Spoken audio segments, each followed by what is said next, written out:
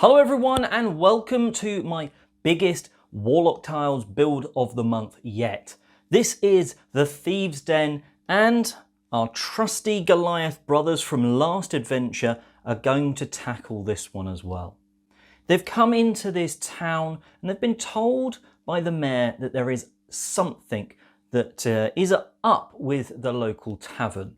Now, it's built into the rock face, so this chunk of the dungeon is unknown. But you can maybe get some maps and know some of the route, but not all of what's going on here. Maybe you could get that off one of these local merchants. So they're going to come in from the outside, and I just wanted an area outside using the sort of town square layout. I didn't want an expansive one, but I have tried to incorporate them with diagonal walls. It's not the easiest thing because there are no diagonals in those sets, so I've made two sort of little cheats. I've put a rock on one gap over here, and then on the other side over here, I've used, where it's supposed to be cobble, I've used one of the stone floors triangles. And to be honest, unless you're really looking, I think it works quite well. Anyway, out here you can meet some of the local merchants, maybe pick up some whisperings and some information before you go into the tavern. You could have maybe just been told to find the tavern with the town bell outside of it, and you've come across this location. You're going to come in to the tavern and, well, you can have this as hustling and bustling as you like. I've got sort of someone singing on the table quite merrily with someone probably either onlooking, cheering them on, or trying to get their friend down off the table. There's a nice fire going in the fireplace here with a lovely bearskin rug. And, you know, there's some people chatting and talking around the fireplace. You could talk to locals, maybe they're not going to be too welcoming to people from the outside though. You're going to come across to the bar, and you know, if you start trying to go through doors before talking to the bartender, maybe you won't get a very good reception. But as long as you go there and sort of say, look, I've been sent by the mayor, all of a sudden what they're saying starts to change. They start sort of going, oh okay, as if they're not in on this, but they're sort of been forced into this situation. So you can come in, you can check out the storeroom at the back. There's piles of boxes, a chest, barrels. Some of the barrels look like they're not exactly filled with what you'd see in a drinking tavern, but nothing too much to worry about, nothing too dodgy going on, and certainly nothing thievery going on. So you can come back out. And, well, then you can maybe have a bit more of a look around and go through the doorways. Now, a nice touch that I think everyone knows with Warlock tiles is that the windows do come off. And I've tried to make sure all of the windows in this tavern have their fancier part facing outwards. You don't need to do that, but I do love the way that you can take those off the flat walls or the diagonal walls and just spin them around. Nice little tip if you didn't know it existed. So, like I said, this entire section of the dungeon, well, you don't really know what's going to be there, and you maybe don't even have it on the table to begin with. This entire section actually can move off, but you're coming through. This is a weird shaped room, nothing really going on. If I had more boxes and crates, perhaps I'd just put some there just to give that room a little bit more flavour. But I kind of liked it as a peculiar shape room.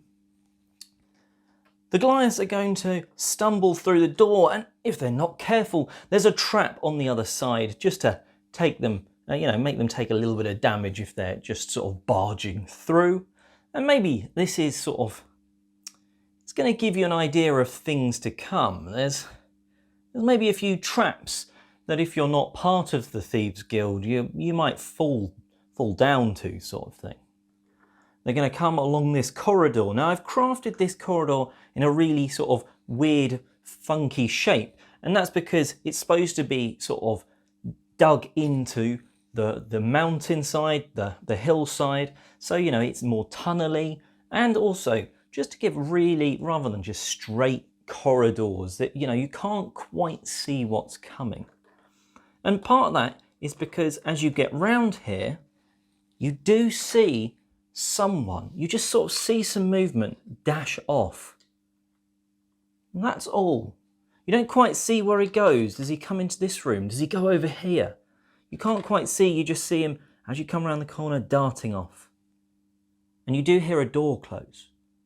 You also hear something from in here. That's probably a good place to investigate, right? Well, coming into the room, they might be part of the Thieves Guild, but they're not going to pay you much attention unless you barge in on them like that. And all of a sudden, they're not very happy with you being back here. It's just a small little fight, you know, a couple of people armed with not great gear. So hopefully, even for a couple of people, it wouldn't pose too much of a problem. This isn't supposed to be a barracks. This is just like a guild place where someone might be trying to lay low. And, you know, maybe this could be, one of them could actually be the bounty on your bounty board. You know, you could maybe, while they're outside on the town area, they could have read that and read about the piratess person. And if you take this swashbuckler in, well, maybe you'll get a reward for that. Maybe it's dead or alive. Once you've offed the very piratey Thieves Guild people there, well, you can carry on. Now, eagle-eyed players may notice that the rubble is slightly lifted.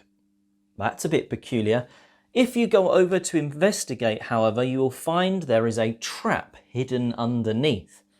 Now, I just thought this was a bit of an interesting one. Maybe they are looking around your map. Sometimes you don't want to have to keep adding details as they're found. So by maybe adding many more details that someone might trip up on, they'll start to notice them but not maybe want to test some of the other sort of aspects of the build. It's a good way maybe of hiding something in plain sight because you've hidden a trap like that before. This area is just sort of, again, you could have this person running off if, you know, if they're just chasing them down the corridor. Maybe they've passed this at all and they don't get that money from the bounty board. Once they come to here, maybe this spiky thing, the fleur-de-lis, or no, that's not what it's called, whatever that one's called, maybe that's in the way, it's been tipped over, you get past, but the thief has disappeared. Now, you look around this room and it's quite a little grand hall almost. There's a statue on one side. There's a load of armour that's been hung up and, you know, it looks quite expensive. Maybe that was stolen as well. There's a banquet table. There's a chest full of gold at the end. Unfortunately, you go through it, it's fake gold. You know, maybe they've been using that to gamble with and not lose any money. There is, however, underneath the table a trap door, but try as you might, it doesn't seem to go anywhere. It's a bit of an odd one. So you look round the room, you can't find anyone, and you can carry on through the doorway. When you get to the doorway, you can then move this piece in. You don't want this too obvious at the start. You maybe would have been able to do something to hide it a little bit more round here. But this wall slides off and this slides in. Now, again, like I said in the last build, we don't have 1-inch tiles. So I've used just a topper off one of the bits you can walk on from the stairs and ladders kit. That nicely does a 2x1-inch grid, which plops in nicely there. And because of the way the angled walls work, I couldn't perfectly fit another wall in here. So I've just used an inner wall, just sort of drop that in there. And I think, to be honest, it works pretty well. It's not ideal. If I had a 1-inch wall, coming back to it, it would fit there perfectly, but I don't have that, and this does just as good a job. So you can come along and find that where you were earlier, actually you can move all of these boxes and barrels and get you back to the storeroom. where did this guy go? There's no way he could have stacked those up. Did he go down that trapdoor? Well, if you're quick enough, and this is something that I sometimes like to do with these, you could set a timer, just ticking, behind your DM screen. You could roll a dice to see how long the players had, or keep rolling every time they do something, and if you roll a certain number, maybe they're out of time. But if they do make it outside quick enough, then they will find the robber, the thief, just climbing out of the grate underneath the market stand out front. They were going to get away. Now, you could maybe capture them right here. Maybe you could have a bit of a fight. They're quite dirty and grubby. Clearly that tunnel they have crawled along, well, as a Goliath, you probably wouldn't have fit.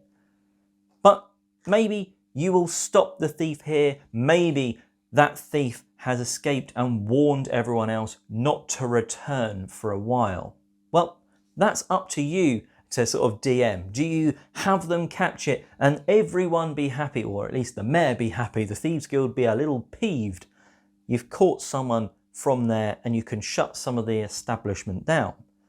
If they've got away, do you have much evidence? There doesn't seem to be too much thievery going on here, and well, you don't have a thief to talk about.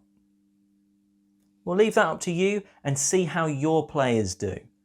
Now, there's a couple of other things you could have done. If you've got the doors and archways set, maybe there was a hidden wall somewhere, you know, to find another room.